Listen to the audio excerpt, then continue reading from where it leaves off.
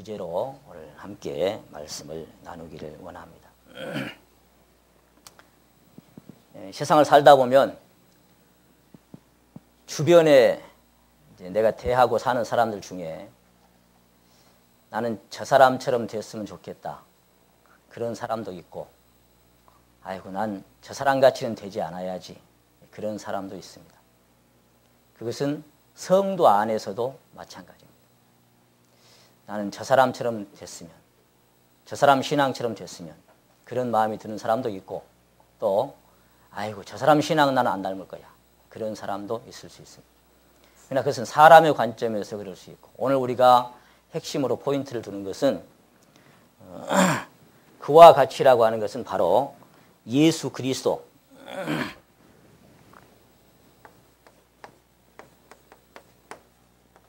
이 그리스도 이분처럼 되기를 원한다. 그런 말씀으로 오늘 말씀을 나누기를 원합니다. 방금 우리가 말씀을 쭉 읽어가는데요. 2절 한번 보십니다. 사랑하는 자들아, 우리가 지금은 하나님의 자녀라. 장래 어떻게 될 것은 아직 나타나지 아니하였으나 그가 나타내심이 되면 우리가 누구와 같이, 이게 제목이에요. 그와 같을 줄을 아는 것은 그에 계신 그대로 볼 것을 인함이니. 그 다음에 3절 봅니다. 주를 향하여 이 소망을 가진 자마다 누구의? 그의 깨끗하심과 같이 자기를 깨끗하게 하느니라. 이렇게 말씀하고 있습니다. 그리스도. 여기 말씀하시기를 그의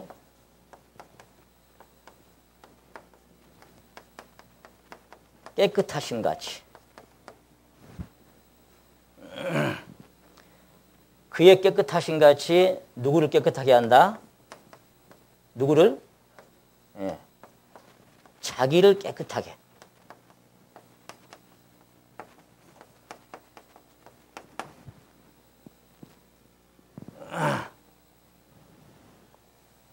롤 모델이 이겁니다. 그의 깨끗하신 것처럼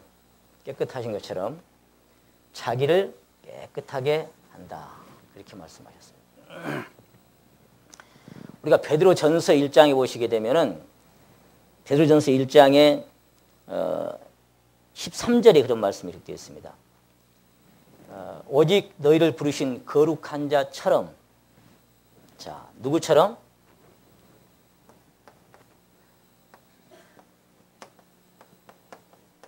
거룩한 자처럼 너희도 모든 행실에 어쩐 자가 되라? 거룩한 자가 되라. 이렇게 말씀하십니다. 자, 그분의 깨끗하신 같이 그 거룩한 자처럼, 그분처럼 모든 행실에, 우리가 방금 골로새서 3장의 암송 말씀을 같이 묵상했는데요. 모든 행실에, 그 말은 말에나 일에나, 그렇게 아까 우리가 묵상했죠. 말에나 일에나 생각에나 우리 모든 삶에, 모든 행실에 거룩한 자가 되라. 이렇게 말씀하십니다. 고린도후서 7장에 보시게 되면 하나님을 두려워하는 가운데서 이 거룩함을 온전히 이루어라. 그러면서 그 거룩함을 온전히 이루는데, 거룩함을 온전히 이루는 게 뭐냐면 육과 영의 온갖 더러운 것에서 자신을 깨끗하게 해라 그랬어요. 영뿐만 아니라 육과 영의 온갖 더러운 것에서. 그러니까 주님께서는 우리가 주님 앞에 서는 그날 영과 혼과 몸이 흠없이 보존되기를, 점도 없고 흠도 없이 그렇게 보존되기를 하나님은 원하신다. 그렇게 말씀하십니다. 하나님의 우리를 향하신 뜻이 크게 나누면 두 가지입니다. 하나는 요한복음 6장에서 하나님의 뜻은 아들을 보고 믿는 자마다 뭘 얻는? 영생을 얻는 이것이다. 마지막 날에 내가 이를 다시 살려주겠다. 그 첫 번째입니다. 성경에서 우리에게 주시려고 하는 하나님의 뜻의 목표, 목적인 첫 번째는 뭔가 하니까 아들을 보고 믿는 자마다 영생을 얻는 이것이다. 여러분 영생을 얻으셨습니까? 얻었는지 안 얻었는지 이 내 마음속에 심령에 확신이 없으면 가짜입니다. 자, 그것이 이제 이루어지고 나면 그 다음에 두 번째는 데살로니가 전서 4장이 기록되어 있습니다. 3절에 보시게 되면은 하나님의 뜻은 이것이니 너희의 거룩함이다. 그렇게 되어 있어요. 그것은 구원받은 사람들이 거룩하게 살아가야 할 것을 말씀하셨는데 그 거룩하게 살아가야 할 삶의 본이 뭐냐면 바로 그와 같이 그분처럼 그렇게 사는 것이 본이다. 결국은 우리를 구원하신 것은 최종적으로 우리가 신앙이 성장해서 그와 같이 되는 겁니다. 그분과 똑같이. 이것이 너희 속에 아들의 형상을 이루기 위해서, 그리스도의 형상을 이루기 위해서 내가 너희를 선택했다. 그렇게 말씀하신 내용하고 같은 맥락을 찾아볼 수 있습니다. 성도 여러분, 자녀들을 두신 우리 부모님들은 그 자녀들이 누구를 닮기를 원하십니까? 자기 닮기를 원해요? 꼭 박근규 형제님처럼 살았으면 좋겠어요? 자녀가? 어때요? 여러분 자녀가 누구 닮기를 원해요? 자신을 닮기를 원한다고 얘기하려면 자신이 그 자녀들에게 정말 존경할 만한 그런 부모가 됐을 때 그렇게 얘기할 수가 있는데 자녀들이 볼 때 부모를 보니까 별로 그래요. 그러면서 나를 본받아라, 나를 닮아라 그러면요. 자식들은 웃습니다. 아이고 아버지 닮아갖고 어쩌게요. 그렇게 얘기합니다. 아이고 엄마 닮아갖고 어쩌게요. 그렇게 얘기할 수 있습니다. 사실 이 세상에는 어떤 부모도 어떤 사람도 이 크리스찬들이 모델로 삼고 닮아야 할 그럴 사람들이 별로 없어요. 별로 없고 오직 한 분 누구와 같이 성경은 딱 제시하셨습니다. 그와 같이 그 그리스도를 닮는 사실 고린도전서 11장에서 바울 사도께서 내가 그리스도를 본받는 자 된 것 같이 그 본받는 자 된 것 같이 너희는 나를 본받으라 그 말씀은 닮으라는 뜻보다는 이젠플 그래가 이젠플 영어 성경에 보면 그게 돼 이 본 그러니까 표본 샘플 그러니까 그분의 길을 나도 가니까 너희도 나의 사는 길처럼 와라 그렇게 이제 그런 뜻으로 고린도전서 11장에는 기록이 되어 있습니다. 그럼 자녀들은 자녀들이고 이제 여러분은 누구를 닮기를 원합니까? 누구처럼 살기를 원하십니까? 대답 안 하실래요? 누구처럼 살기를 원하십니까? 감히 그렇게 살고 싶어요? 아유, 예. 그리스도처럼 되기를 원한다.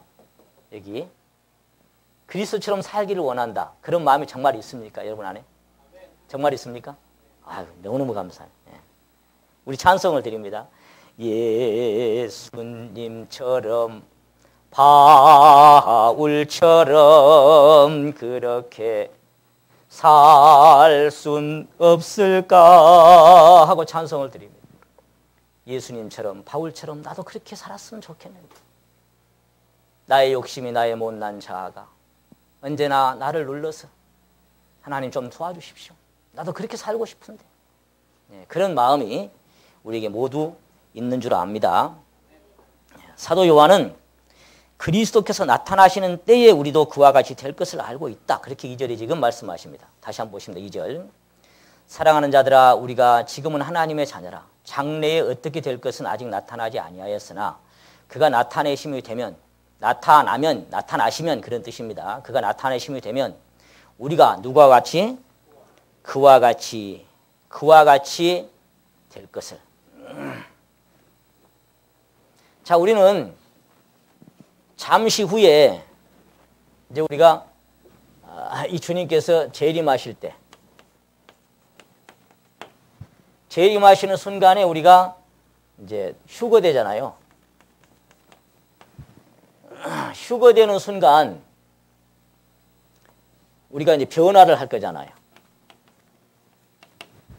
근데 휴거되는 순간 변화하는 그 순간 누가 같이 변한다고요? 여기 보니까 누구와 같이? 오늘 설교 주제예요. 우리가 그와 같이 된다. 잠시 잠깐 후면 오시리가 오시리니 지체하지 아니하시라 약속하신 그 주님께서 약속대로 오시는 그 순간 우리는 이렇게 변하는 거예요. 이 변하는 것이 바로 그와 같이 되는 겁니다. 그와 같이 될 것을 내가 안다. like him. 꼭 예수님처럼 됩니다. 그러니까 그 그리스도와 같이 되는 순간이 우리를 기다리고 있습니다. 그러면 한번 생각해 보세요. 우리가 그와 같은 형상으로 바뀌고 변화한다는 것은 주님이 이 땅에 33년 동안 입고 사셨던 육신의 모양일까요? 어떨 것 같아요? 주님이 이 세상에 33년 동안 사시면서 입고 계셨던 그 육신의 모양처럼 변한다는 말씀일까요? 그렇게 변한다면 난 좀 실망이라. 그건 아니죠. 우리 2000년 전에 이 땅에 사셨던 주님의 모습이 특별하지 않다는 것을 잘 알고 있습니다. 특히 이사야 선지자는 성령의 감동으로 예수님 오시기 700년 전에 그 오실 예수님, 그 메시아의 모습을 이사야 53장에 자세히 예언하고 있습니다. 그 2절에 보시면 그는 주 앞에서 자라나기를 예언한 순 같고 마른 땅에서 나온 줄기 같아서 고운 모양도 없고 풍채도 없은즉 우리의 보기에 흠모할 만한 아름다운 것이 없다. 이렇게 되어 있습니다. 그러니까 이 세상에서 그분이 33년 동안 입고 사셨던 그 몸은 아름다운 그 모습이나 풍채나 우리가 이렇게 본받고 싶은 그런 모습이 있다 없다? 없습니다. 다른 성경에 제가 쭉 찾아보니까요. 그는 볼품도 없었다 이렇게 되어 있고 눈길을 끌만한 위엄도 없었다. 또 다른 성경에는 수려한 풍채도 화려한 외모도 없었다. 또 다른 성경 우리의 시선을 끌만한 매력이나 아름다움도 없었다. 그리고 또 위엄이나 매력을 느낄 만한 것이 하나도 없었다. 그랬어요. 외모가 쳐다봤을 때 이렇게 매력을 느끼고 참 그렇게 한 번 더 쳐다보고 싶은 그럴 만한 모습이 주님은 하나도 없었어요. 그런 모양을 그런 외모를 전혀 갖고 있지 않았습니다. 이것이 주님께서 33년간 이 땅에 사시면서 입고 사셨던 외모입니다. 외형입니다. 히브리서 기자는 우리와 같이 혈육으로 오셨고 우리와 똑같이 연약에 쌓여 있었고 시험과 고난을 당하시고 그렇게 기록되어 있습니다. 연약에 쌓여서 사람들에게 멸시와 천대를 받고 죽음을 앞두고 근심과 고통으로 땀방울이 핏방울이 되도록 기도할 수밖에 없었던 연약함도 시험도 우리와 똑같이 겪으셨던 주님. 그러니까 사도 요한이 여기서 그가 나타나실 때 우리가 그와 같이 된다 그 말은 이 세상에 사셨던 주님의 모습처럼 된다 그런 얘기가 아니에요. 우리가 그와 같이 된다고 하는 것은 바로 어떤 모습을 말씀하고 있는 거 하니까 마태복음 17장이나 마가복음 9장이나 누가복음 9장에서 베드로, 야고보, 요한 세 사람을 데리고 산에 올라가셨을 때 기도를 하다가 제자들 딱 세 사람 쳐다보니까 갑자기 딱 변해버린 거예요. 그 변형된 모습이 어떤 모습인가 하니까 얼굴이 해같이 빛나고 옷이 빛과 같이 휘어졌더라 그렇게 되어 있습니다. 그러니까 이것은 주님께서 이 변화가 우리가 될 때 자기 이렇게 표현했죠. 영광의 몸의 형체와 같이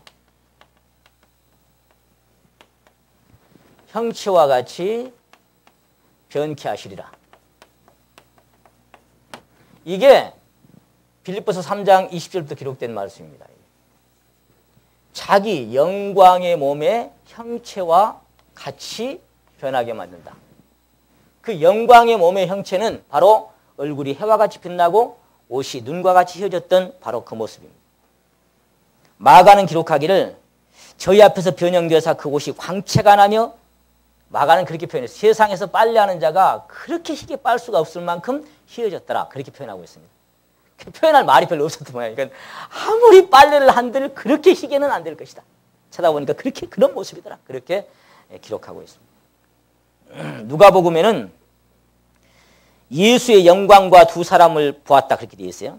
그러면서 베드로는 이렇게 표현합니다. 그때 그 사건을 다시 기억을 하면서 베드로후서 1장 7절에 뭐라고 말씀하시는 거 하니까 지극히 큰 영광 중에 그렇게 표현하고 있어요.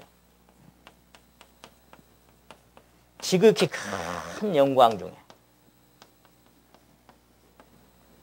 이게 우리가 그분의 형상으로 그분과 똑같이 변화될 그 시간이 우리를 기다리고 있는 바로 그때 이루어지는 모습입니다. 부활 때는 장가도 아니가고 시집도 아니가고 오직 하늘에 있는 천사들과 같다. 그렇게 말씀하신 모습이 천사의 모습도 이와 비슷해요. 이와 비슷해요. 그리고 그것은 그 천사의 모습은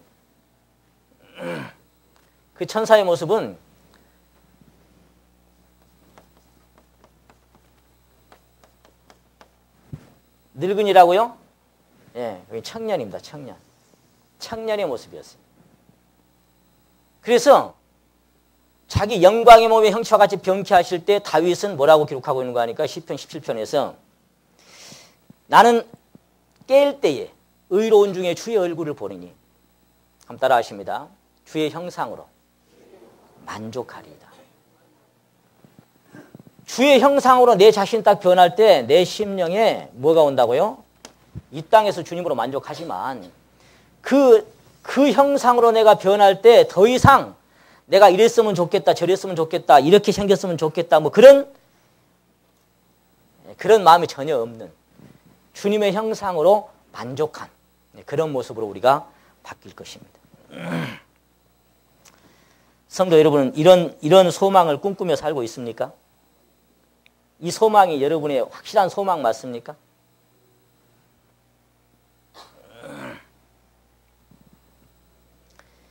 자, 이것을 전제로 지금 말씀하고 있습니다. 이 소망을 가진 자는 이제 2절의 말씀이 그 마음의 심령의 믿음으로 믿어진 사람들. 이게 확신한 사람들은 3절의 말씀이 이루어져야 된다. 그걸 지금 얘기하고 있는 거예요. 그와 똑같이 우리 몸이 변할 것이다. 그러면 이 세상에 살 때도 우리가 그와 똑같이 좀 살았으면 좋겠다. 그 말이에요. 제가 지난번에 말씀드렸습니다. 그래야 의식하지 않습니다. 주님을 만났을 때 그래야 의식하지 않아요.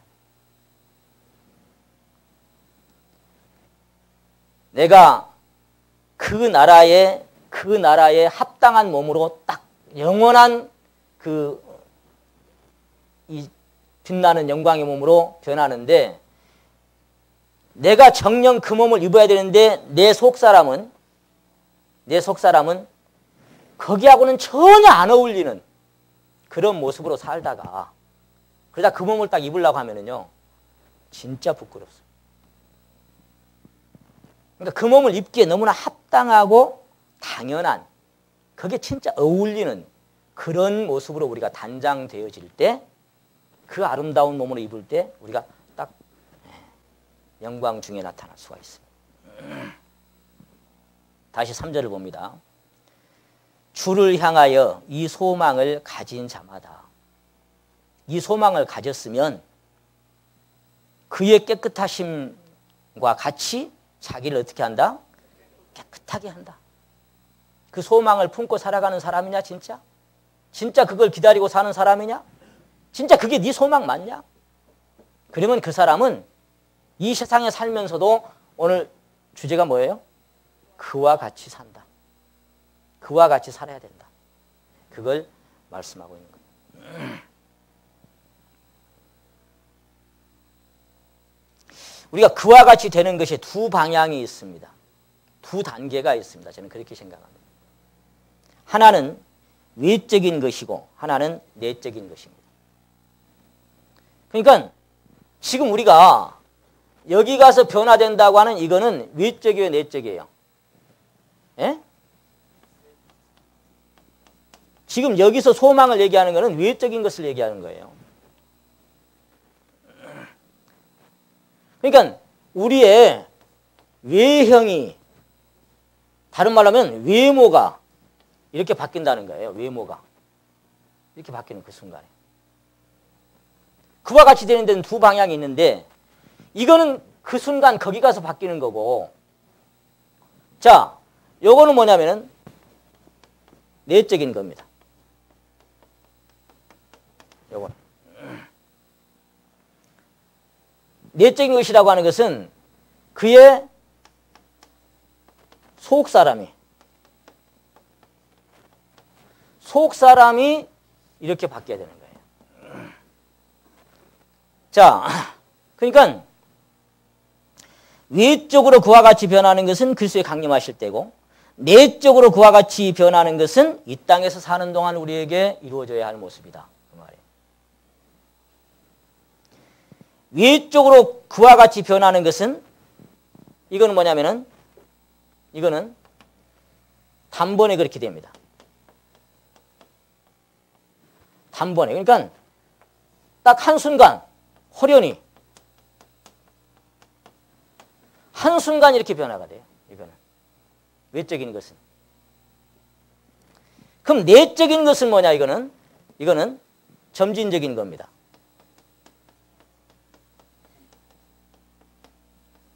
점진적으로 바뀌는 거예요.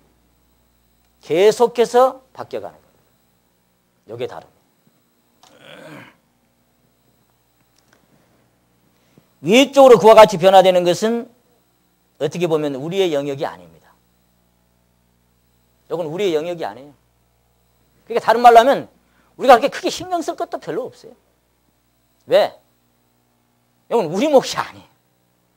이거 가만히 있으면 그냥 그렇게 돼요. 이렇게. 그거 하실 거예요.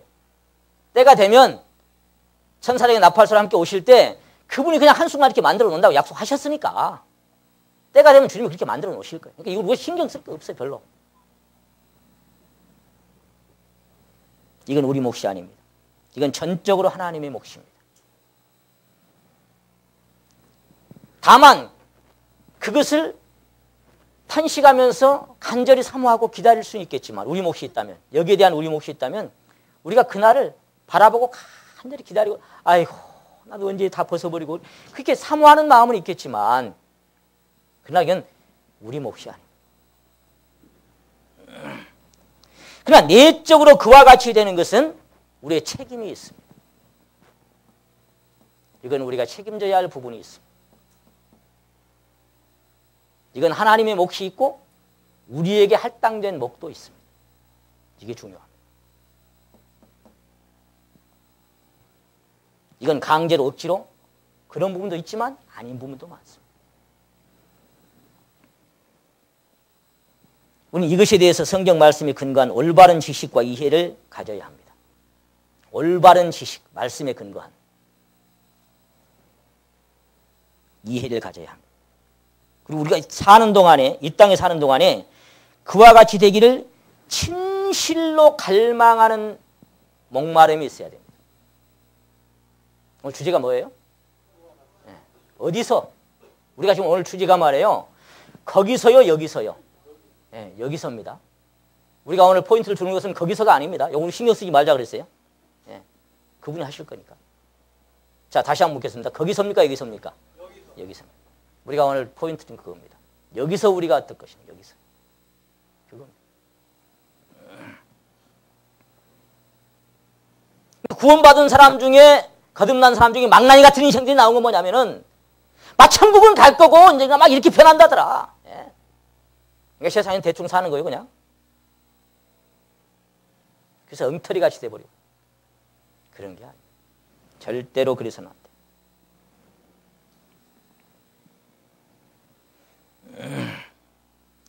그와 같이 되기를 간절히 갈망하는 목마름이 있어야 합니다. 성도 여러분은 여기에 대한 지식과 이해와 갈망과 간절한 기도가 있습니까? 여기에 대한 간절한 갈망과 이해가 있습니까?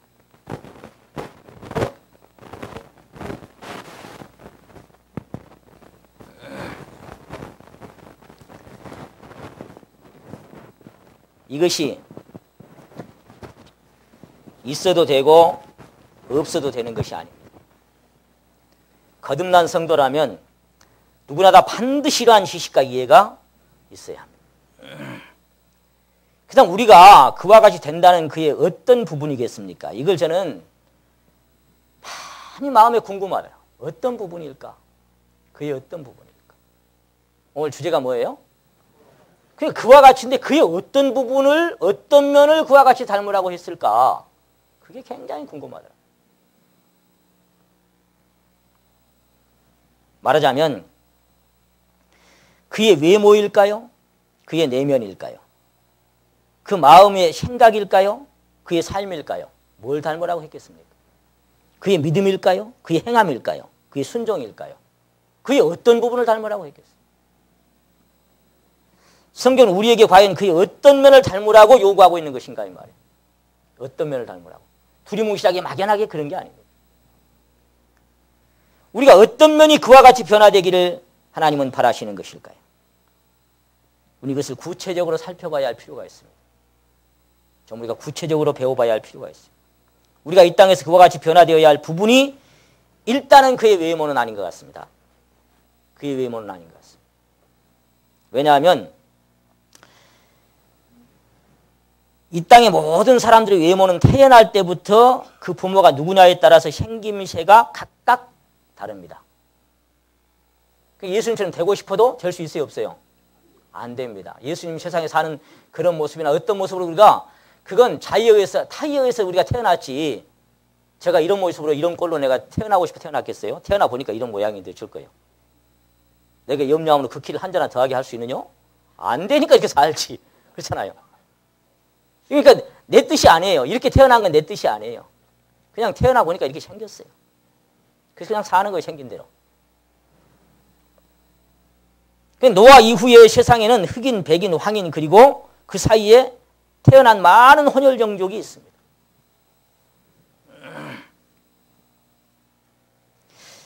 어쨌거나 세상에는 당시의 주님의 모습보다 훨씬 더 잘나고 멋있는 사람들도 얼마든지 있습니다. 우리 서울교회만 해도 당시의 주님의 모습보다 훨씬 잘나고 멋있는 사람들이 얼마든지 있어요.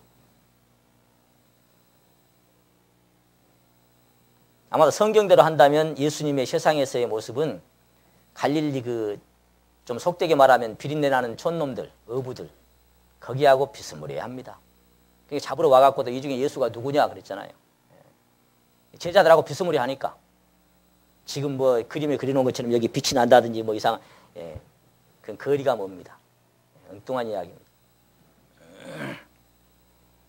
근데 어쨌거나 주님께서 외모에 별로 중시를 안 해요. 고운 것도 거짓되고 아름다운 것도 헛되더라. 오직 여호와를 경외하냐 안 하냐. 그게 문제다. 그러니까 주님을 세상의 어떤 모습으로 닮으려고 얘기한다면은 남자가 있고 여자가 있으니까 주님은 남자였잖아요. 어떻게 닮겠어요? 또 본의 아니게 말이에요. 이 지체 장애를 가진 분들이 계시죠. 눈을 잃었거나 팔다리를 잃었거나 그런 분도 세상에는 많이 있습니다. 평생을 휠체어나 이 침상에 신세를 지면서 담에 도움을 받으며 살아가요. 그런 분들. 그러니까 예수님을 닮는다고 하는 것은 그런 외형이 아니다 이 말이에요. 그러니까 어떤 상황에서 구원을 받았을지라도 그리스도와 같은 모습으로 변화될 수 있습니다. 남자나 여자나 어떤 사람이든. 피부 색깔이 희거나 검거나 키가 크거나 적거나 잘생기거나 못생기거나 상관없습니다. 눈이 없거나 팔다리가 없을지라도 그와 같이 될 가능성이 누구에게나 있습니다. 외형의 어떤 모습일지라도 상관없습니다. 오늘 주제가 뭐예요? 그와 같이 될 수 있습니다. 그러니까 외형을 두고 얘기한다면 세상에 그런 지체를 이렇게 잃은 분이나 그렇게 세상에 그런 분이 어떻게 그걸 담겠어요? 근데 그런 모습에 기준을 둔 게 아니란 말이에요. 그래야만 하나님은 공의의 하나님이고 공평의 하나님이신 것입니다. 만일 건강하고 외모가 그럴듯한 사람만 그와 같은 형상으로 변화할 수 있다면 하나님은 불공평한 하나님이십니다. 하나님은 그렇게 요구하지 않습니다. 거듭난 성도가 어떤 외모를 가졌든지 어떤 장애나 질병을 가졌든지 어떤 형편에 처했든지 할지라도 그와 같은 형상으로 변할 수 있습니다. 자기 마음에 진짜 갈망만 있다면 그와 같은 형상으로 변할 수 있습니다. 어떤 모양인지도. 저는 우리 모임 말씀을 많이 봅니다. 겉모습은 그럴듯한데 진짜 예수님보다 멋있는 것처럼 보이는데 대면을 자꾸 하다 보면 그 속에는요. 예수님하고는 너무 상관없는 그런 속사람을 가진 사람도 있어요. 근데 외모는 지체가 불편하고 너무 환경에 찌들고 가난에 찌들고 험한 셰파에 찌들려서 살아가기 피곤하고 너무나 볼품없이 보이는데 근데 대화를 나누다 보면 그 속에서 풍겨져 나오는 것은 그리스도의 형상을 느낄 수 있는 사람들도 있습니다. 그게 중요합니다. 중요한 건 그거예요. 그래서 거듭 말씀드리지만 성도들이 이 땅에 사는 동안에 그와 같이 변화되어야 할 부분이 그의 외모는 아닙니다. 우리가 그와 같이 되어야 할 부분 중에 하나가 그의 학문도 아닙니다. 우리 학생들도 이제 있는데 주님은 학교 다닌 적 있어요, 없어요? 학교 다닌 적도 없고 배운 적도 없어요. 그분은 세상에 스승도 없습니다. 수업도 없었습니다. 사람에게 뭘 배운 적이 전혀 없습니다. 요한복음 7장에 보시게 되면 이게 사람을 가르치고 있으니까 유대인들이 뭐라고 얘기했어요? 기이히 여겨 가로되 이 사람은 배우지 아니하였거늘 어찌하여 그를 아느냐. 제가 저 배운 적이 저 학교도 안 다녔고 누구한테 배운 적도 스승도 없는데 어떻게 그를 아냐 그렇게 얘기했어요. 그러니까 주님 말씀하셨어요. 내 교훈은 내 것이 아니요 나를 보내신 이의 것이니라. 그러니까 우리가 무슨 얘기냐면 그와 같이 되는 데에는 가방끈이 길고 자르고도 상관없다 이 말이에요. 무슨 지식이 많고 학문이 많은 사람은 그와 같이 될 수 있고 가방끈이 짧고 무식한 사람은 그와 같이 될 수 없다. 그런 얘기가 아니단 말이에요. 그러니까 세상에서 내가 배운 것이 없고 아는 것이 없어도 상관없다 이 말이에요. 그와 같이 될 수 있다 이 말이에요. 그리 하나님 공평히 하나님이신 거예요. 가진 것이 없어도 가난해도 그와 같이 될 수 있어요. 부자도 그와 같이 될 수 있어요. 그 안에 어떻게 변화하느냐에 따라서 달라갑니다. 그분의 스승은 유일한 한 분, 안에서 동행하시면서 교훈하시는 역사하시는 하나님밖에 없었어요. 그러니까 학생들이 나는 예수님처럼 된다고 해서 학교 안 다니면 안 됩니다. 예. 우리가 본받아야 할 건 그런 부분이 아니다 말이에요. 그분은 누더기같이 걸치고 다니는 옷 한두 벌밖에 없었습니다. 평생 옷 한두 벌밖에 없어요. 누더기처럼 걸치고 다니는 거. 나중에 찢어가지고 제비뽑아 나눴지만 때로는 맨발로 다니시고 때로는 그 당시에 신발이 샌들 있잖아요. 끌고 다니는 거. 그거 하나면 충분했습니다. 여러분 신발 몇 컬이에요? 몇 컬이에요? 요즘처럼 여자분들 같이 뒤꿈 높은 거 그런 거 신고 다녔을까? 그분은 샌들 하나면 충분합니다. 더 이상 더 가질 것도 없어요. 그분은 돈을 벌어본 적도 돈을 모아본 적도 없습니다. 돈을 벌어본 적도 모아본 적도 없습니다. 욕심을 부려본 적도 욕심을 따라간 적도 없습니다. 그분은 그렇게 살다 나가셨어요. 그분은 연애를 해본 적도 없고 결혼도 하지 않았습니다. 자녀를 가져본 적도 없고 그렇게 사셨습니다. 오늘날 60도 청춘이라 그러는데 예수님은 겨우 33살에 십자가에 못 박혀 죽었습니다. 그분은 사업이나 스포츠나 정치에 관심을 가진 적도 없습니다. 그분은 취미 생활을 한 적도 없습니다. 유일하게 취미가 있다면 습관처럼 저녁마다 캄캄한 감람산에 혼자 가셨던 거. 그게 그분의 취미였어요. 혼자서 어두컴컴해지면 혼자 나가시오. 어디 가나 봤더니 감람산에 가서 홀로 하나님께 기도합니다. 홀로 아버지를 대면합니다. 유일한 취미였던 것 같아요.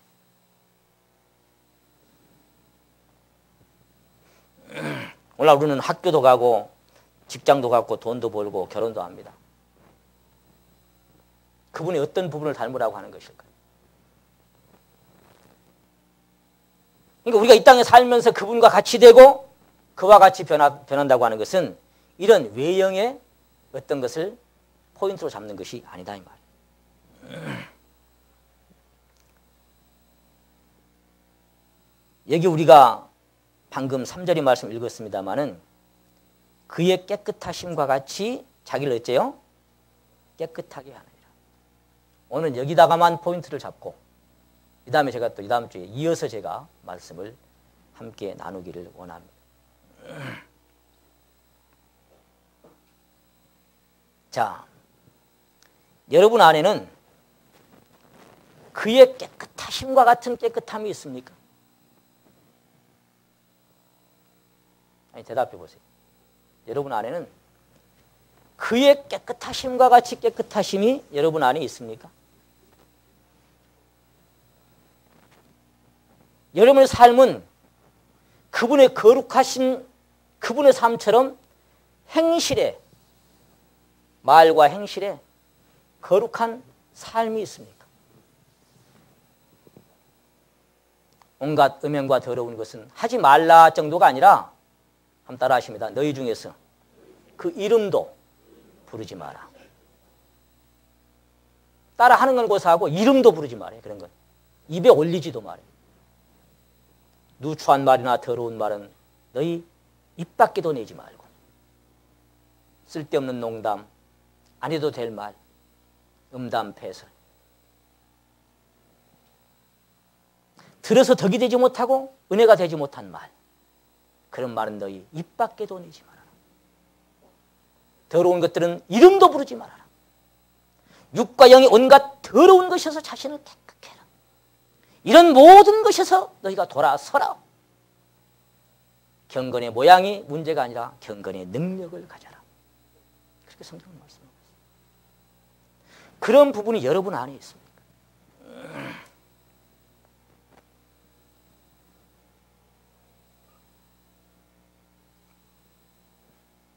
여러분, 성도의 내면 세계, 바울은 이렇게 말씀하십니다. 한번 따라 하십니다. 너희 속에 그리스도의 형상 이루기까지. 그러니까 이거는 어디에 이루어져야 할 것이다? 속에. 자, 이거는 아까 이거는 우리가 별로 신경 쓸 거 없다고 그랬습니다. 이거는 너희 속에 그리스도의 형상이 이루기까지. 바울 사도는 왜 그렇게 구원할 수 있었는가 하니까 자기가 경험했기 때문에, 나도 내 속에서 능력으로 역사하시는 역사를 따라 그랬죠.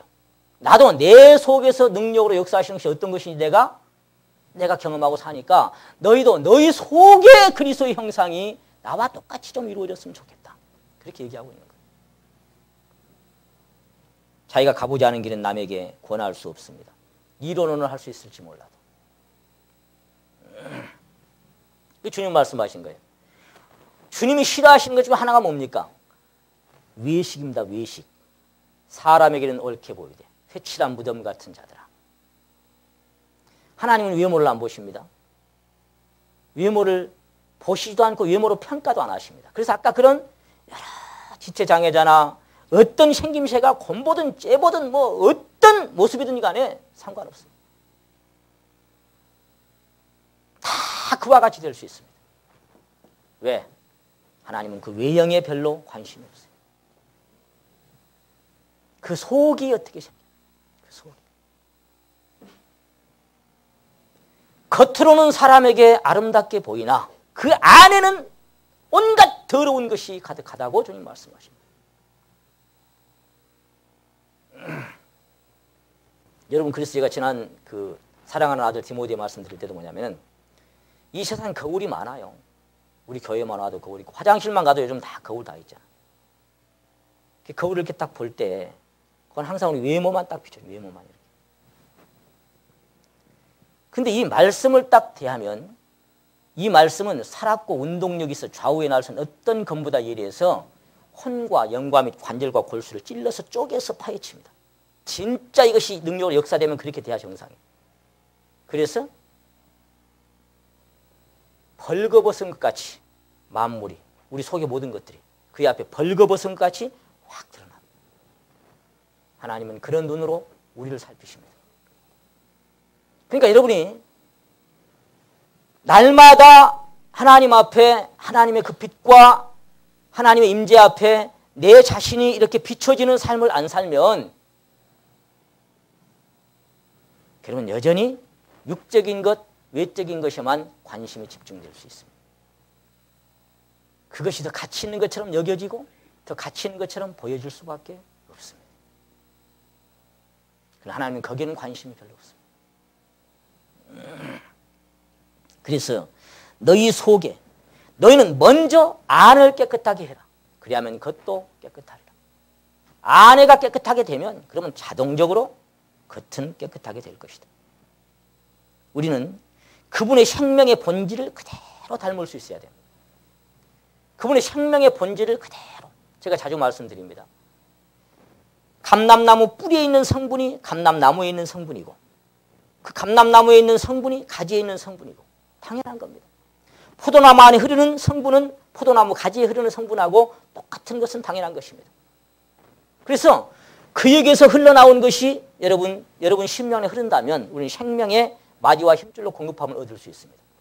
그러나 아무리 많이 모여도 사람들이 모여도 그에게서 나오는 것이 그 안에 생명으로 흐르지 않으면 그건 공급함은 고사하고 손해봐요. 그래서 정말 주님의 임재 앞에 그분의 거룩하심 그 생명을 경험하고 살아가는 형제님 한 분이 책에다 그렇게 써놨어요. 뭐라고 표현한 거 하니까 난 종종 형제 자매가 됐건 성도가 됐건 이방인이 됐건 만나러 나갈 때가 있다. 종종. 만남을 갖고 살 수밖에 없죠.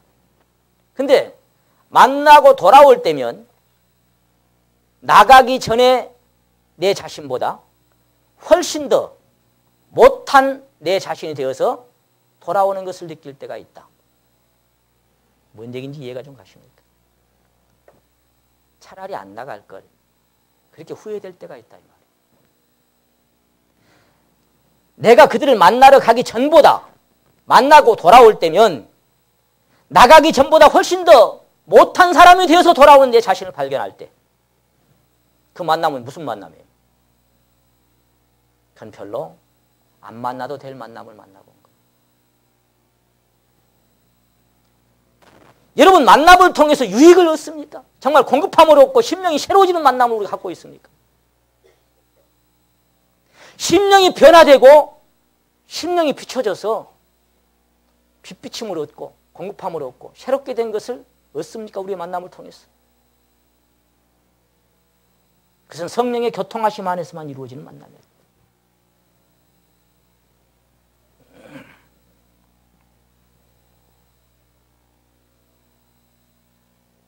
여기 지금 우리 한번 그 말씀 한번 다시 한번 살펴봅니다.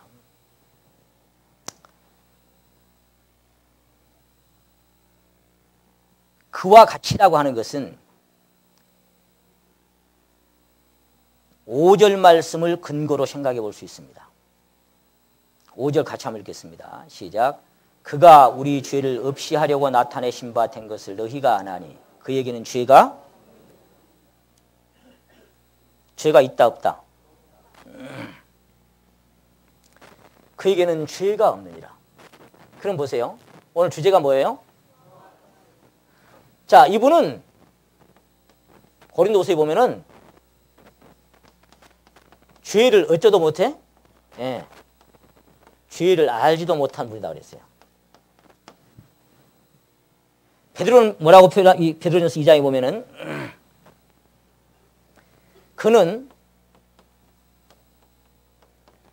죄를 범치 아니하시고 또 지금 여기 이 사도 요한은 뭐라고 말씀하고 있는 거 하니까 죄가 어쩐다? 없다. 죄를 알지도 못하고 죄를 범치도 아니하고 죄가 없어. 그분은. 그럼 오늘 주제가 뭐예요? 그와 같이 되라 그 말이. 그와 같이. 그 말은 무슨 말이에요? 지금 무슨 말을 하고 있는 거예요? 이게 지금 어마어마한 표준입니다. 이게 보통 표준이 아닙니다.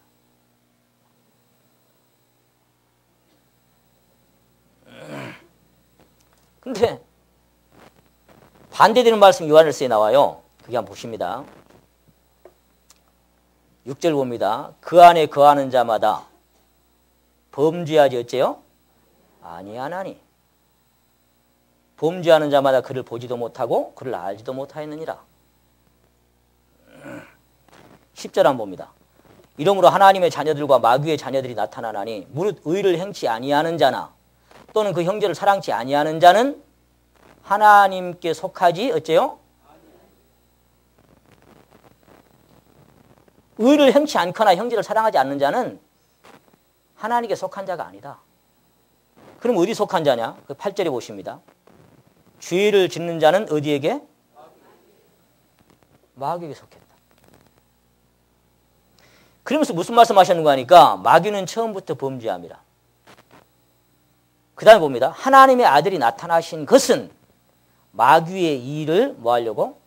멸하려 하심이라. 마귀의 일이 뭐예요? 아까 죄단 말이에요. 죄. 근데 그 아들이 오신 것은 뭘 나왔느냐? 그 일을, 그 죄의 일을 끝내게 하려고. 그러려고 오셨다. 그러면서 또 말씀하십니다. 9절에. 하나님께서 난 자마다 죄를 짓지 아니한다. 이런 말씀을 볼 때, 여러분 이렇게 보실 때 마음에 걸림이 없습니까? 있습니까? 이런 말씀을 대하실 때 여러분 심령에 걸림이 좀 됩니까? 아니, 걸림이 하나도 안 됩니까? 그냥 봅니까? 그냥? 성경 읽을 때 그냥 읽으면 안 되잖아요. 이 말씀이 뭔 말씀이냐 말이에요, 도대체. 이게 왜 이렇게 기록하냐 말이에요. 5장으로 한번 가봅니다. 요한일서 5장.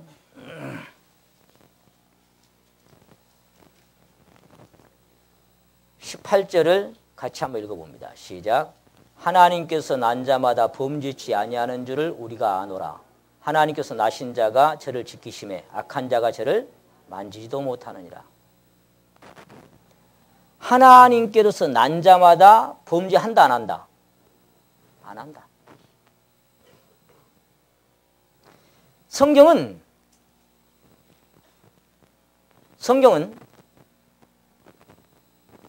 그 근본 왜 그런가에 대해서 말씀을 하시면서 항상 그 말씀을 하셔요. 왜 범죄를 안 하냐? 하나님께서 낳기 때문이다. 5장 4절 한번 보세요. 5장 4절. 대저 하나님께서 난 자마다 세상을 이기느니라. 세상을 이기면 이것이니 우리의 믿음이니라. 세상을 이긴다. 왜? 하나님께서 낳기 때문에. 범죄하지 않는다. 왜? 하나님께서 낳기 때문에. 그렇게 지금 성경 말씀하고 있어요. 여러분 하나님께서 낳습니까? 하나님께서 낳았으면, 근데 여기 또 1장에 가봅니다. 요한일서 1장 8절 한번 봅니다. 이 유명한 말씀. 만일 우리가 죄 없다 하면 스스로 속이고 또 진리가 우리 속에 있지 아니할 것이요. 만일 우리가 우리 죄를 자백하면 저는 미쁘시고 의로우사 우리 죄를 사하시며 모든 불의에서 우리를 깨끗하게 하실 것이요. 10절 같이 읽겠습니다. 만일 우리가 범죄하지 아니하였다 하면 하나님을 거짓말하는 자로 만드는 것이니 또한 그의 말씀이 우리 속에 있지 아니하니라. 아멘. 여기는 보니까 범죄를 한다 안 한다? 한다 안 한다? 한다. 할 수밖에 없다. 죄를 지을 수밖에 없다. 그러니까 자복해야 된다. 그렇게 말씀하고 있어요. 근데 우리가 아까 봤던 3장의 말씀, 5장의 말씀은 범죄할 수 없다. 또 그렇게 말하고 있어요. 뭔 말씀을 하고 계십니까? 지금? 여러분 범죄하지 않았다. 그러면 하나님을 거짓말하는 자로 만든다. 누가 저한테 만약에 묻는다고 합시다. 그럼 구영재 너는 범죄 안 하냐? 그렇게 물었다고 합시다. 제가 뭐라고 대답할 것 같아요?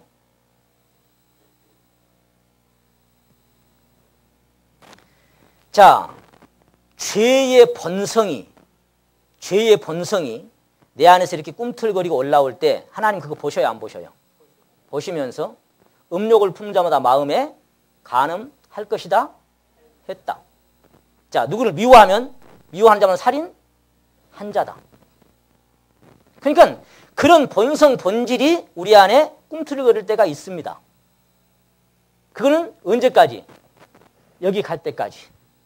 여기 갈 때까지. 그거는 여전히 꿈틀거릴 수 있는데 성경 뭐라고 말씀하셨냐면은 육체의 소욕을 따르면 그러면 욕심이 이루어지고 따르면 또 성령의 소욕을 따르면 그분처럼 살 수 있어요. 그러니까 영으로서 육신의 행위를 죽이면 그러면 사는데 근데 그것이 안 되면 뭐예요? 여전히 그것이 그런 삶이 내 삶이 되는 거예요.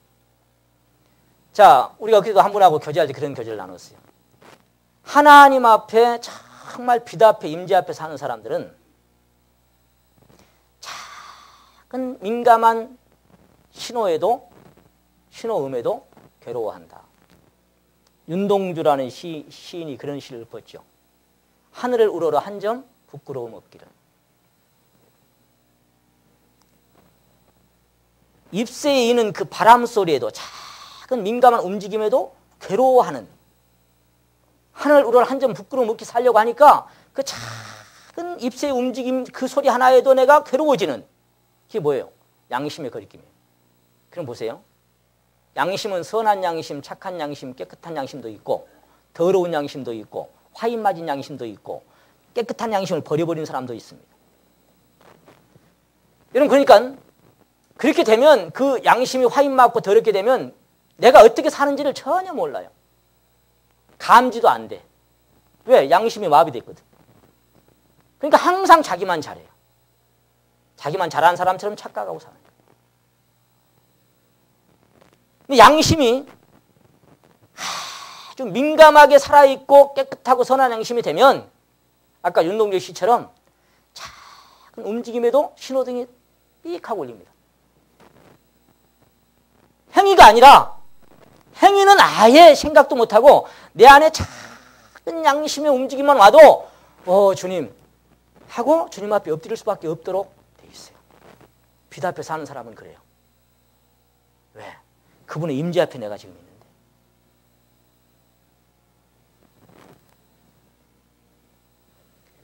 우리가 은혜 아래에 있으니 죄를 범하리요? 그럴 수 없느니라. 그렇게 말씀하고 있습니다. 악한 동무들은 선한 행실을 더럽히나니 의를 행하고 깨어 의를 행하고 죄를 짓지 말라. 깨어 의를 행하고 죄를 짓지 말아라. 하나님을 모르는 자가 있기로 내가 이런 말을 너에게 한다. 그건 이방인이 하는 얘기 아니고 고린도 교회 성도들에게 하는 얘기예요. 너희 중에 하나님을 모르는 자가 있기로 내가 너에게 이 말을 다시 한다. 그럼 뭔 말이에요? 속지 말아라. 속지 말아라. 죄를 범하고 사는데 그것이 죄인 줄도 모르고 사람이 들어도 그것이 저것은 안 되는데, 그런데 하나님 앞에서 아무렇지도 않게 말해. 사람이 봐도 저건 저러면 안 되는데 그런데 하나님 앞에서 마음대로 행동해. 그래서 여기 다시 한번 봅니다. 3장 거기 20절 보십니다. 3장 20절 같이 한번 읽겠습니다. 21절까지 같이 읽읍시다. 시작. 우리 마음이 혹 우리를 책망할 일이 있거든 하물며 우리 마음보다 크시고 모든 것을 아시는 하나님일까 보냐. 사랑하는 자들아, 만일 우리 마음이 우리로 책망할 것이 없으면 하나님 앞에 담대함을 얻고 무엇이든지 구하는 바를 받는다. 왜 바울 사도는 너 중에 다툼이 없이 거룩한 손을 들어서 하나님께 기도하라고 했습니까? 거룩한 손을 들어서. 하나님과의 사귐은 끼어 있으면 안 되니까. 우리 마음이 혹 우리를 책망할 일이 있거든. 여러분, 아까 요한일서 내용은 그런 내용입니다. 여기 10절 다시 한번 봅니다. 10절.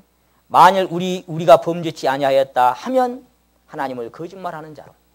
우리 마음이 우리 책망한 일이 있다 그런데 난 책망할 것이 없다 그래버리면 하나님이 보고 계시는데 그 본질적인 것이 항상 남아있다 이 말이에요. 남아있는데 하나님 앞에 범죄하지 않아. 이 말씀은 그러니까 전에도 한번 말씀드린 기억이 납니다만 요한일서 1장 8절에서 요 10절까지 쓴 말씀은 맨날 범죄하고 맨날 자복하고 살아라 그것이 정상이다 그런 얘기를 하려고 이 말씀을 쓴 것이 아니단 말이에요. 착각하면 안 됩니다. 2장에 어떻게 이어지고 있습니까? 2장 1절에 나의 자녀들아 내가 이것을 너희에게 쓰면 너희로 죄를 어째요? 범치 않게 하려 함이라. 내가 왜 이렇게 지금 너에게 쓰고 있는지 아냐. 자꾸 죄 범하라고 내가 유로하려고 내가 이 말을 쓰고 있는 건 아니다. 너희로 죄를 범치 않게 하려 함이라. 만일 누가 죄를 범하면 아버지 앞에 우리에게 대언자가 있으니 곧 의로우신 예수 그리스도시라.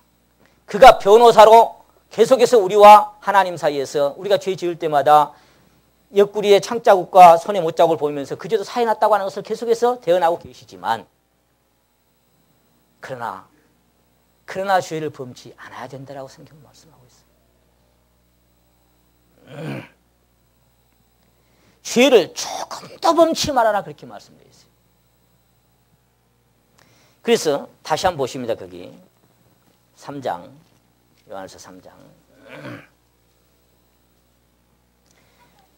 물론 여기 이제 5절에 기록된 말씀이나 이런 또 9절에 기록된 말씀들이 이제 영어 성경을 갖고 얘기를 하면서 영어 성경에는 continue to sin이라고 되어 있기 때문에 계속해서 범죄하지 않는다라고 기록이 되어 있다. 그렇게 자꾸 이제 변명을 합니다. 계속해서 범죄하지 않는다. 그렇게 되어 있기 때문에 뭐 가끔 범해도 된다. 그런 뜻이 되기도 합니다. 절대로 그렇게 해석하면 안 됩니다. 보세요. 그럼 왜 우리가 어떻게 범죄를 아니할 수 있단 말이냐? 이유는 하나입니다. 아까 9절 다시 한번 봅니다. 하나님께로서 난 자마다 죄를 짓지 아니하나니 그 이유가 뭐냐? 이는 하나님의 씨가 어때요? 그 속에 거하며 저도 범죄치 어째요? 못하는 것은 하나님께로서 났습니다. 두 가지를 말씀하십니다. 이렇게 살 수 있는 것은 뭐냐면은 원인이 근본 이유가 뭐냐면은 하나님께서 났기 때문이다. 그럼 났다고 하는 것은 뭐예요? 혈통으로나 육적으로나 사람의 뜻으로 나는 것이 아니고 오직 하나님께서 난 자다. 그 말은 하나님께서 난 자는 하나님의 성품을 받고 태어난 사람입니다. 맞습니까? 하나님의 성품을. 여러분 보세요. 아버지 어머니께로부터 내가 육신을 이렇게 입고 나올 때에 그때 내 성품은 아담으로부터 흘러왔던 그 수천 년 동안 아버지 어머니가 그대로 물려받아서 갖고 있던 죄성을 그대로 우리가 물려받고 태어납니다. 본질적으로. 그래서 그 죄성이 우리 안에서 막 꿈틀거리고 그 안에서 꿈을 대기 때문에 죄를 안 범한 것이 오히려 이상해요. 왜? 아니 탱자라면 탱자려니까 그건 당연한 것이죠. 그래서 할 수 없이 죄의 본성이 우리를 사로잡아서 거기 끌려다니면 살 수밖에 없어요. 그러면 이제 어느 날 우리가 그리스도와 함께 십자가에 못 박혀 그 옛사람이 죽었다고 말씀하시고 그 본성대로 살아온 옛사람이 죽었다고 말씀하시고 그리고 죽기뿐만 아니라 장사 지내버리고 그리고 이제 새로운 땅에서 부활하고 그리고 위엄의 보호자 우편에까지 함께 들림받아서 앉아있는 그리스도 안에서 우리 모습을 말씀하십니다. 그럼 보세요. 그렇게 될 때 그 옛사람 죽고 이제 우리 안에 거듭났다 그 말은 뭐예요? 거듭났다 그 말은 새로 태어났는데 제가 지난번에 그렇게 표현했죠. 새로운 인류라고 표현했죠. 새로운 인류. 이 세상에 한 번도 살아본 적이 없는 있어 본 적이 없는 새로운 인류가 탄생했어요. 그 인류는 뭐냐? 여기 죄를 알지도 못하고 죄를 범치도 않고 죄가 없는 그런 이런 생명. 이거는 거룩한 생명이고 성결한 생명이고 죄 없는 생명이고 완전한 생명이고 온전한 생명입니다. 이런 생명의 씨가 내 안에 생명이 된 거예요. 그거 믿습니까? 그러면 이 생명은 아까 우리가 죄성으로 태어난 우리 몸이 죄를 지을 수밖에 없는 몸인 것처럼 이 생명의 본질은 뭐냐? 죄를 안 지을 수밖에 없는 생명이란 말이에요. 죄를 안 지을 수밖에 없는 생명이라 이 생명은. 죄를 범치 않는 것이 당연한 생명이에요. 이 생명은. 이것이 거룩한 생명이고 성결한 생명인 거예요. 그래서 주님께서 에스겔 30장에 뭐라고 말씀하셨어요? 너희를 이방에서 불러내 유대인들을 통해서 우리에게 가르치는 교훈이 뭐냐면은 구별해내고 고토에 들어가서 맑은 물로 씻기고 첫 번째죠. 맑은 물로 씻기고 그게 뭐예요? 죄의 사함을 받으라 거기까지죠. 그러면 씻기고 그 다음에 뭐예요? 새 영을 너희 속에 두어 내 신을 너희 속에 두어 그 말은 뭔 말이에요? 아까 죄를 짓지 못하는 죄를 범할 수 없는 그런 생명을 내 안에 주셔서 그것 때문에 여기 9절 다시 한번 봅니다. 하나님께로서 난 자마다 죄를 짓지 아니하나니 이는 하나님의 씨가 어디에? 이게 뭔지 경험하십니까? 죄를 다시 말씀드립니다. 여러분 이건 보통 문제가 아닙니다. 죄를 지을 수밖에 없는 생명만 자꾸 얘기하면서 죄를 지을 수 없는 생명에 관해서는 왜 관심이 없냐 이 말이에요. 그래서 맨날 스스로 안위합니다. 그럴 수밖에 없잖아. 나는 죄를 지을 수밖에 없는 생명인데 그래요. 그럼 주님 뭐라 그래요? 아니 그러면 너는 그렇다 치고 나도 그런 생명이냐? 근데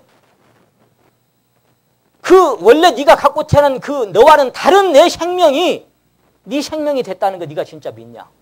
이건 믿음의 문제입니다. 이건 믿음의 문제.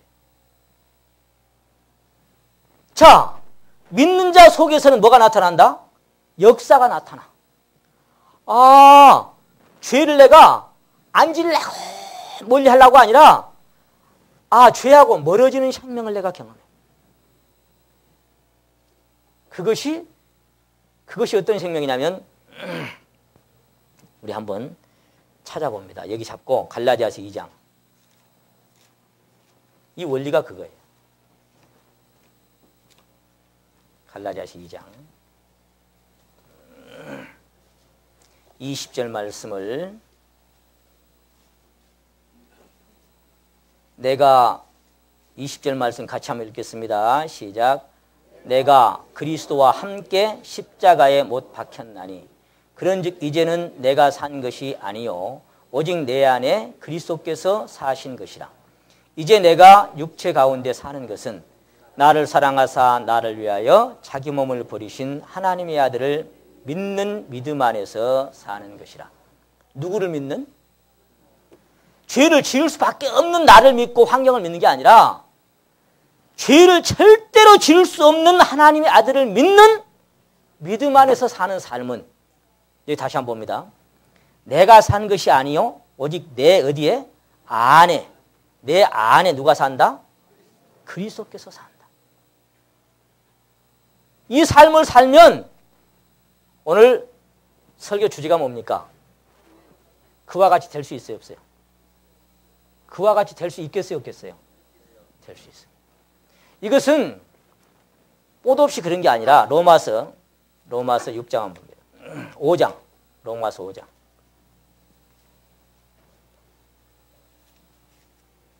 자, 이 5장의 내용이 그거예요. 한 사람 때문에 죄가 왔다. 근데 한 사람 때문에 의가 왔다. 그거예요. 그리고 율법에 대해서 나도 죽고 세상에 대해서 나도 죽고 옛사람에 대해서 죽었다. 그러므로 이제 어떻게 된다? 이제 5장 봅니다. 로마서 5장 17절 말씀 봅니다. 자, 17절 말씀 같이 한번 읽겠습니다. 시작. 한 사람으로 범죄를 인하여 사망이 그 한 사람으로 말미암아 왕노릇하였은즉 더욱 은혜와 의의 선물을 넘치게 받은 자들이 한 분 예수 그리스도로 말미암아 생명 안에서 왕노릇하리로다. 아멘. 여러분, 이 생명 안에서 우리가 무슨 노릇한다? 예, 왕노릇을 해요. 왕노릇을. 왕노릇은 뭐예요? 지배하고 통치하는 거예요. 지배하고 통치하고 다스리는 것이 왕노릇입니다. 그러니까 내 안에서 올라온 옛 것들에 대해서, 유혹에 대해서, 세상 것에 대해서 통치할 수 있어. 통치할 수 있으니까, 자 보세요.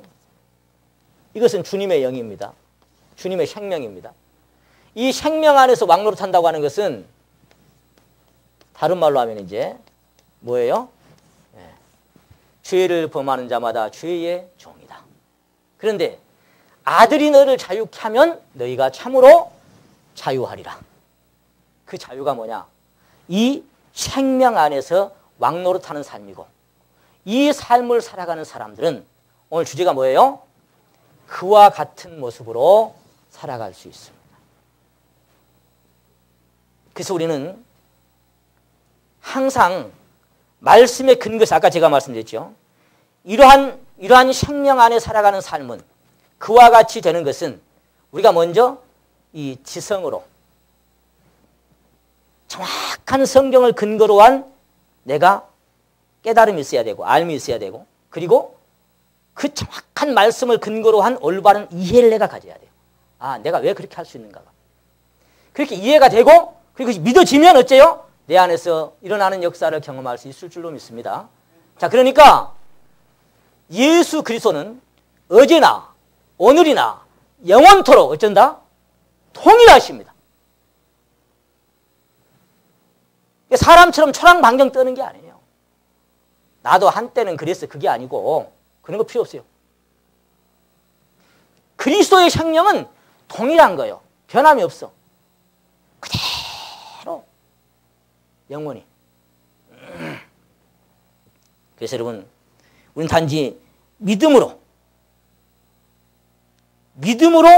이 삶을 살아내고 믿음으로 죄를 알지도 못하는 생명, 성결된 생명, 거룩한 생명, 깨끗한 생명을 살아내야만이, 이렇게 우리 안에 그분의 형상이 이루어져야만이 우리가 잠깐 후에 이런 모습으로 변화되는 그와 똑같은 형상을 입을 때 아주 마음 놓고 편안하게 하나님 앞에 부끄러움 없이 가서 그걸 그대로 입을 수 있는 거예요. 그대로 어울리는 거예요. 말하자면 결혼식 날이 가까운데 결혼식 신부를 보니까 드레스를 입히려고 하니까, 예를 든다면 드레스를 입히려고 하니까 목욕도 안 하고 씻지도 않고 생김새는 엉망이고 머리는 그냥 헝클어져 있고, 그리고 배는 나와서, 뚱뚱한 분들 죄송합니다. 이제 그런 얘기가 아니고 하여간 예를 들어서 말씀드린다는 거. 예? 그렇게 돼 있는데 거기다가 이제 드레스를 입히려고 하니까 이 드레스가 이게 맞아요, 안 맞아요, 이게? 어울려요, 안 어울려요? 깝깝할 노릇이에요, 깝깝할 노릇이에요, 이게. 어떻게 이걸 드레스를 입혀야 될지. 예. 여러분, 우리가 그분의 형상을, 그와 똑같은 영광의 몸의 형상을 입을 날이 멀지 않았습니다. 곧 옵니다. 곧 갈아입습니다. 오늘 주제가 뭐예요? 그와 같이 됩니다. 외모가 꼭 그와 같이 됩니다. 그러면 이 땅에 사는 동안에 그 신부에 합당한 깨끗하고 순결하고 거룩한 그분의 생명으로 내 속사람이 단장되어져야 거기 가서 그 새로운 형상, 그 영광스러운 몸으로 그 드레스로 우리가 갈아입고 주님 앞에 신부로 설 때 진짜 아름다운 모습으로 설 줄로 믿습니다. 네, 우리 모두가. 그래서 주님이 우리를 맞을 때 아가스 술람미 여인을 맞는 것처럼 나의 비둘기, 나의 사랑하는 자는, 나의 온전한 자는 너 하나밖에 없구나 하고 신부를 맞는 그 아름다운 순간을 우리는 기다리고 있습니다. 그러나 절대로 여러분, 절대로 대충 있는 그대로 그렇게 가서는 안 됩니다. 절대로 그래서는 안 됩니다. 왜 자꾸 이런 말씀을 우리에게 지금 하실까요? 왜? 시간이 별로 없어요. 시간이 별로 없어요. 때가 악합니다. 그래서 이 말씀을 들을 때 여러분 그냥 듣고 지나가지 말고 내 안에는 그런 이분의 그 성결한 깨끗한 생명의 형상이 어느 정도 입혀졌는가를 한번 살펴봐야 돼. 지난번에 대전 가서 교제했는데, 대전에 교제하고 하는데, 대전에 한 형제님이 이제 교제하는 자리에 쫓아오셨더라고. 오셔가지고 직장인데 그렇게 교제하고 싶어가지고 이제 시간을 내서 오셨어요. 가지고 그런 표현을 하셔요. 나는 이제야 목사님 조금 알겠습니다. 내 안에 그 예수님의 생명이 내 안에 이렇게 이루어진다는 것을 나는 이제야 조금 알겠습니다. 이제 조금 경험합니다.